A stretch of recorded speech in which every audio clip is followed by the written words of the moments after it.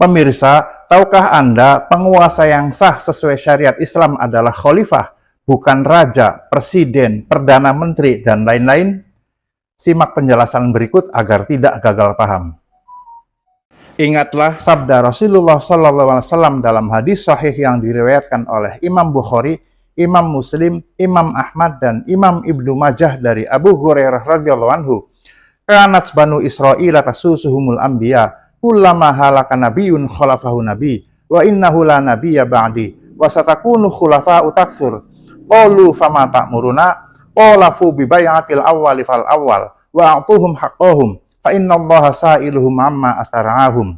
Dahulu Bani Israel selalu dipimpin oleh para nabi. Setiap kali seorang nabi wafat, maka nabi yang lain akan menggantikannya. Dan sungguh tidak akan ada nabi lagi setelahku, namun akan ada banyak khalifah. Para sahabat bertanya, apa yang engkau perintahkan kepada kami jika hal itu terjadi? Rasulullah menjawab, penuhilah baiat atau janji setia satu persatu, dan berikanlah kepada mereka hak mereka, karena Allah akan meminta pertanggungjawaban mereka tentang apa yang telah diamanatkan kepada mereka. Jadi berdasarkan hadis tersebut, maka penguasa atau kepala negara atau kepala pemerintahan yang sah sesuai syariat Islam setelah wafatnya Nabi Muhammad SAW adalah khalifah-khalifah, bukan penguasa-penguasa negara bangsa atau nasionalisme seperti raja, presiden, perdana menteri, dan lain-lain. Adapun khalifah-khalifah tersebut wajib berasal dari suku Quraisy, sebagaimana sabda Rasulullah SAW dalam hadis sahih yang diriwayatkan oleh Imam Bukhari, Imam Muslim, dan Imam Ahmad dari Ibnu Umar radhiyallahu anhuma. La yazalu hadzal amru fi Quraisyin ma baqiya minhum ithnani. Urusan kepemimpinan ini berada di tangan Quraisy, sekalipun mereka tinggal 2 orang. Perlu saya tegaskan bahwa khalifah adalah penguasa atau pemerintah kaum muslim yang sah sesuai syariat Islam setelah wafatnya Nabi Muhammad SAW.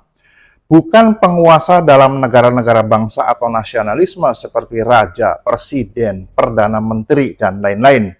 Karena konsep nation state atau negara bangsa bukanlah ajaran Islam, bahkan menyelisihi atau menyimpang dari firman Allah dalam Al-Quran surat Ali Imran ayat 103 dan Asy-Syura ayat 13, di mana dalam kedua ayat tersebut Allah memerintahkan kaum muslim untuk menegakkan din atau sistem Islam dengan berjamaah atau bersatu dan melarang mereka berpecah belah.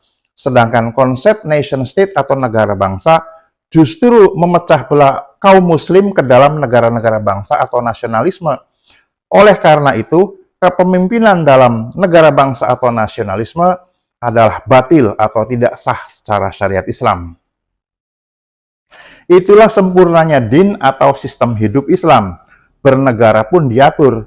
Justru jika tidak ada negara Islam, maka din Islam menjadi tidak sempurna karena hukum-hukum Islam tertentu tidak bisa bahkan tidak sah dijalankan seperti hudud, qisas, diyat, jizyah, jihad qital, dan lain-lain. Sebagai contoh, penarikan jizyah sebagaimana perintah Allah dalam Al-Quran surat At-Taubah ayat 29 hanya sah dilakukan oleh khalifah karena perjanjian ahlu dhimmah sebagai dasar penarikan jizyah adalah perjanjian antara khalifah selaku penguasa kaum muslim dan orang-orang ahlul kitab yaitu Yahudi dan Nasrani yang berada di negara Islam yang menolak masuk Islam. Demikian, semoga bermanfaat.